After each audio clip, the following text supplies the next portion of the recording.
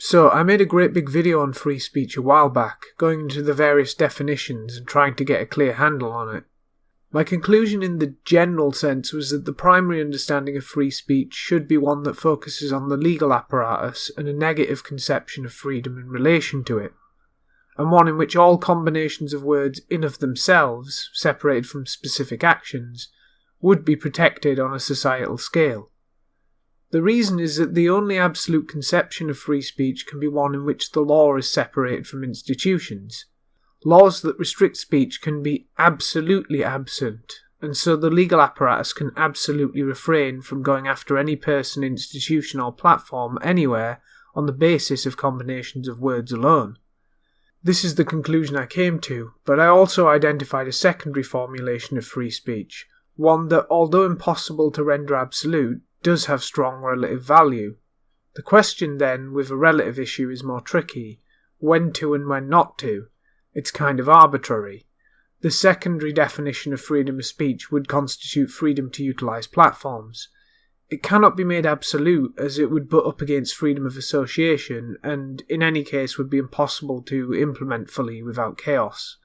But I came to the conclusion that a compromise between the two values is possible, and I think that although we need a lot more freedom of association when considering smaller institutions and businesses and clubs in society, the larger, more oligopolistic entities which are totalising in their effects need to lie on the other end of the spectrum in terms of response. And so the difference would be split, and we would lean more heavily towards a positive interpretation of freedom at that scale, even if it's one that is limited and subservient to a primary negative conception. Having said all that, what about specifics? The main manifestation of this issue today involves social media megacorps and their control over discourse. In that free speech video, I mentioned one idea, which would be to break up the controlling shares of social media giants and redistribute them to inject more ideological diversity, trust bust and break them up. That's one possibility, but I think there are some other options. I'm very against both nationalising or considering social media giants to be public utilities. I would rather restore some ideological balance without enshrining a particular form of social media as a permanent fixture of society. Many are left seeing this solution as the only option left, however. I don't want the state to control social media because in the European context much of the censorship that is going on is driven by governments making legislation that would fine corporations like Facebook for not censoring what would be considered hate speech. I don't want the government to directly control social media, micromanage it and make it a permanent programme that must be funded by taxes. As I've said before, I'd rather the government just outright shut it all down than do this. This goes back to preferring government as sword rather than as bureaucrat. I would rather the government act decisively and lay down a clear ruling on this, assuming a government that cares about open discourse to begin with. The government would only apply this rule to the largest social media entities of the day. There would be a very high cut-off point. The ruling would make it so that entities as big as Facebook are no longer allowed to ban accounts that aren't posting anything illegal, and by the same token they wouldn't be allowed to delete posts. This would mean that it would be illegal for Facebook to do so, and users banned could bring in the law. Assuming it is the United States government doing this, then all text would be protected by the First Amendment, whereas imagery and video that is illegal would be exempt. It essentially extends the same legal principle.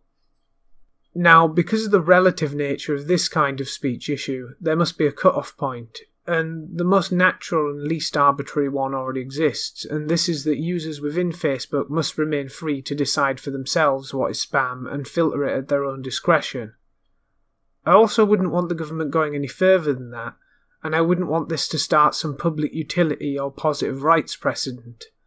But I think something that decisive and singular would have a huge effect if things get bad enough to require it, and we are in a position to enact it. You might object that some users believe that other people shouldn't be able to see things even if they themselves can filter it. Well, fuck those people.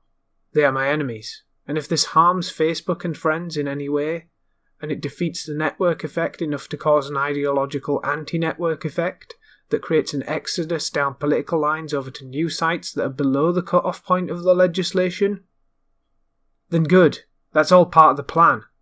The monopoly would be broken. Reasonable-sized platforms would be available for all, no captive audience needed. Ground would be gained for my side. This isn't an ideologically neutral solution, but I'm A-OK with any tears being shed considering who's shedding them. Just a tentative idea.